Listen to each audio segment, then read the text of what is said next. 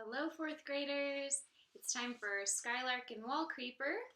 We just left off in chapter 10, where Lily's mom decided to let Lily stay in the armory with her grandmother. I've got Penny here to join us for our reading. Please make sure you're listening and thinking through this chapter and maybe asking some questions or wondering why, who, what, when, and where. I hope you enjoy. Chapter 11, Rabbit. Broom, nearly spring, 1944. Tonight's delivery is going to be more dangerous than usual. Helena pulls gently on Colette's thick black scarf and stands close, her sad brown eyes staring directly into Colette's bright blue ones. If you don't get there quickly, you'll be in a nest of Germans and French police. They'll be arriving to dine with a wealthy French family in one of the fancy mansions on Rue de Fleurs. She goes on to explain that Colette is supposed to move past the front gates of the house on the Rue de Fleurs, sneak to the back, and peek through the kitchen window. Inside, Colette should be able to see a woman cooking for the German and French collaborators. That woman has to sign the notebook. She'll have on a flowered scarf to hold back her long hair, get her attention through the window, and she'll come outside and shake the crumbs out of a tablecloth. Colette tucks her pants into her boots and starts to calculate her route to the other side of the village. She'll have to hurry. This time the package has to be delivered to a home where the enemy will soon be gathering. When she straightens up, Helena is still staring at her. Tell the woman to initial here. Hand her the notebook and pen so she can mark her X, but be sure she knows the message. Initial here, Colette repeats impatiently. I've got it. Initial here means not tonight, but wait, it will be soon. The woman in the flowered scarf will know that she has to be more alert than ever. The Germans suspect that the resistance fighters have something planned. They do. Soon Noah's Ark will strike, but not tonight. Helena signals Colette to step into the shed. He's back, she says with reverence. He wants to speak to you. Colette carefully steps into the dark shed. It's hard to see anyone, but she knows that Panther is there. Again, he stays close to the floor, but this time she quickly sits down next to him. She can smell tobacco and sweat. His breath is foul, but she doesn't turn away. His growl is so low she can hardly hear him. She leans closer. Tonight, after you deliver the package for Helena, you're going to take account at the bridge on the Route de Rousseau, on the edge of town. In a few days, we're destroying that bridge because we need to keep the Germans from moving easily in that part of the village. Colette knows the short wooden bridge but doesn't know what he means by taking account. Your job is to count the number of Germans at the post, he continues. Are there 4, 5? Do they stay together? Now she understands. The soldiers could be anywhere. She needs to count them all so that Noah's Ark can be well prepared. Both sides of the bridge? It's not a long bridge. It's not a wide stream. Alone? Colette asks, quickly regretting the question. She doesn't want to show Panther that she's afraid, but this night is turning out to be full of danger, and she wonders if anyone will be protecting her. For the first time, she wants to say, "But I'm only 12. Yes, you go alone. Tonight, after you deliver the package to the house on the Rue de Fleurs, go and count soldiers. Then we'll know for sure." The door creaks briefly as she steps into the alley and disappears. Wow, she's only 12 and she has to do such a brave act. What does this say about the kind of kid that Colette is, the kind of person she is, that she's going to do this? Would you be able to do that? Helena steps forward and pulls Colette toward the door. She cracks it open a bit so they can see each other in the gray dusk. You have a busy night ahead of you, my dear. Your missions are even riskier than scaling the mountain. You'll be close to the fire. She grabs Colette's cap and pulls it down hard. Don't get burned. Does Helena mean a real fire here? A light snow is falling, even though signs of spring are beginning to peek through the frozen ground. It's easier for Colette to get quickly to the right street because the German soldiers are huddled inside cafes and houses they've stolen from their owners. They stay close to warm fireplaces and hardly ever venture out. It's rare for snow to fall in Broome, and they're tired of this brutal winter. Everyone is.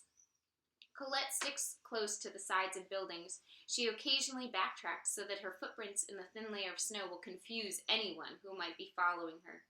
She stealthily approaches the magnificent house on the Rue de Fleurs, a street that's lined with tall, slender cypress trees, elegant mansions, and imposing stone churches. Her heart races as she gets closer, and she anxiously seeks places to hide. This street feels too open. She needs to be smart. The looming house, 3 stories of stone trimmed with marble sills and steps, is lit up. Lanterns hang on a black wrought iron fence at the edge of a cobblestone drive. She counts 2 dark, sleek cars idling in the circular drive in front of the massive mansion, and another car is rumbling in the place on the street. All have bright headlights piercing the twilight. The drivers are waiting in the cars, ready to transport passengers at any time. Wow, are you envisioning the scene, the lit up house, the lanterns on the fence, and the cars idling in the parking lot? I can see it, can you? Terrified that she'll be soon seen, Colette ducks behind a giant stone urn filled with dirt. Nazi flags lit up by headlights are stuck in the dirt. She peeks around the urn as car doors are slammed. A tall man in an ankle-length black overcoat is laughing with a short German officer. They pause and light cigarettes. As they walk slowly in Colette's direction, she pulls her body into a tight ball. She desperately wants to run, but remembers the terrifying "halt!" when she was clinging to the side of the mountain, and stays still. She imagines the crack of the gunshots, only this time they would be just a few feet away. She's far enough back in the shadows, but presses her hands against the urn to stay steady. The stone is frigid.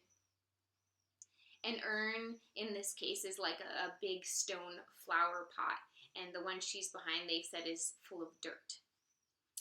The guests turn up the drive and climb the marble steps into the grand house, speaking a mixture of French and German.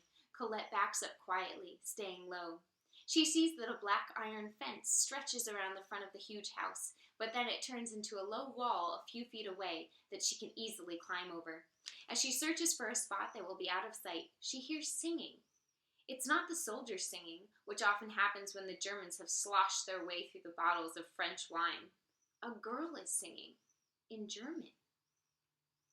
Standing next to a car on the drive is a young girl wrapped in fur. She has a pale pink fur hat that's tied under her chin. Her wine-colored velvet coat is trimmed at the bottom with a wide band of more light pink fur. Her hands are in a fat pink fur muff. She's standing stiffly as she sings, facing 2 short German men in uniform and an even shorter man in a knee-length dark coat who is clapping delightedly. The ends of her long dark hair are picked up by the brisk wind, and she falters a bit, but continues her song. The men burst into applause, and then the short man shouts, "Brava!" He gestures for the other Germans to follow him inside, leaving the girl in the cold.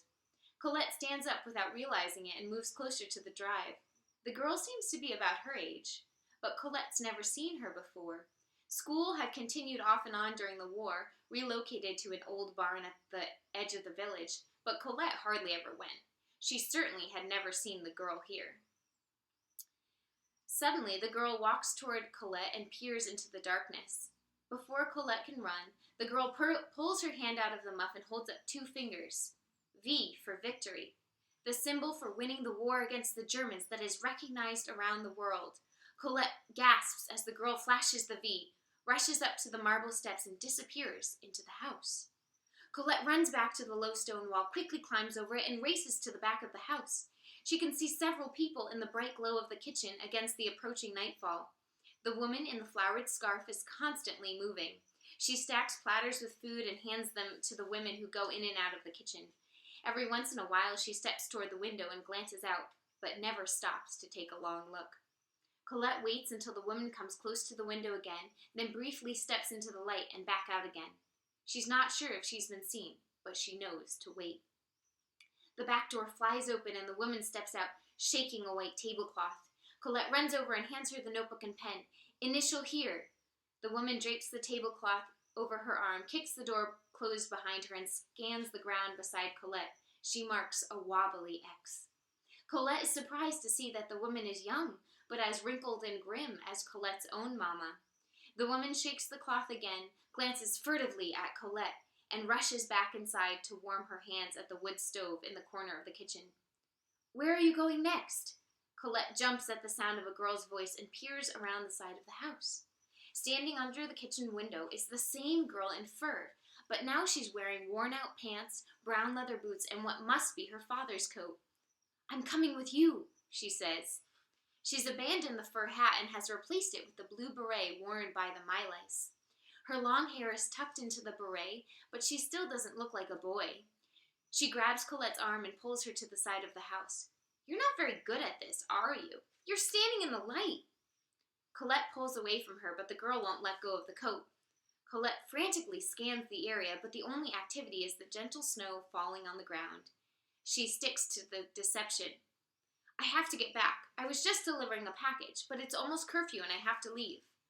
"Let me come. I promise I won't talk and I'll stay out of sight. Better than you do." "Let go of my coat." Colette glares at the girl and jerks her arm away. "I'm going home." "No, you're not." She points up at the window. "You just delivered a message. You have more to do tonight. I know that. And I'm coming with you to help." Colette remembers Helena's instructions about what to do if someone stops her. "I am just delivering packages for a shop, for food, for my family." "Well, if you are going home, then show me where you live."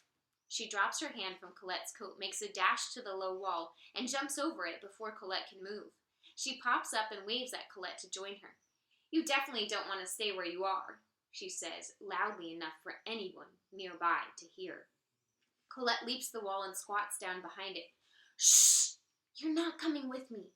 If we are caught after curfew, they could take us away somewhere, even kill us." The girl reaches into her pocket and pulls out an apple and a buttered biscuit. "My father buys fruit from the market in Marseille." She thrusts the food toward Colette and says slowly and deliberately, "He buys fruit in Marseille." Marseille is a town in France. Colette studies her, weighing the words.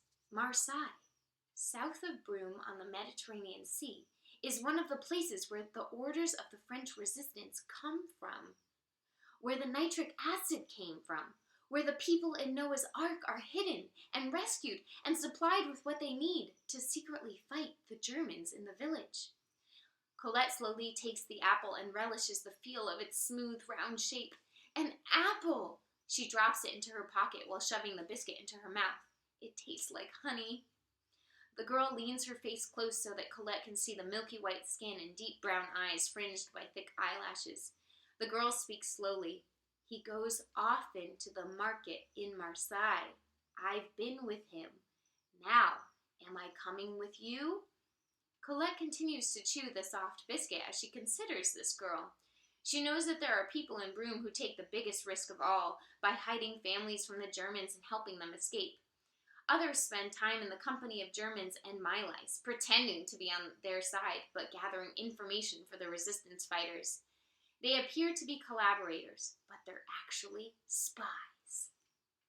Maybe that's what this girl's father is doing in his fancy house filled with well-fed Germans. He gathers information at Marseille, spends time with the enemy, then reports information to the French resistance. Maybe he's just pretending to be a collaborator. Is that what this girl is trying to tell Colette? But this girl is too risky. "Go home," Colette says to the strange girl who sings to Germans while dressed in pink fur. "Go inside into your warm house." The girl pulls out another apple and stuffs it into Colette's coat pocket. The girl in the kitchen. "That's Rabbit." She slides in another biscuit next to the apple. Not because she can cook rabbit so well, but because she's fast. She can run like a rabbit. Colette wants to be rid of this spoiled girl who knows too much. It's time to move, and Panther said she has to do this mission alone. She can lose this girl in the streets as they make their way out of town toward the bridge. "Don't talk," Colette says as she swallows the rest of the biscuit. "And don't sing either." The girl smiles. "I sing so that I won't throw up," she says, and the smile fades. They sneak across the yard and over the wall near the front fence. A man in front of the house speaks loudly in German, and a woman giggles in response. Colette and the girl run up the street, away from the lanterns, Nazi flags, and headlights. Even as they flee, Colette is careful to hide in doorways, creep along the sides of stone walls, and cover her tracks. She keeps glancing back to see if she's alone. What do you think is going to happen with this other girl? Can she be trusted? Is she on Colette's side, or is she just deceiving Colette? Post your comments below. See you next time. Penny, you want to say goodbye? Say goodbye. Bye-bye.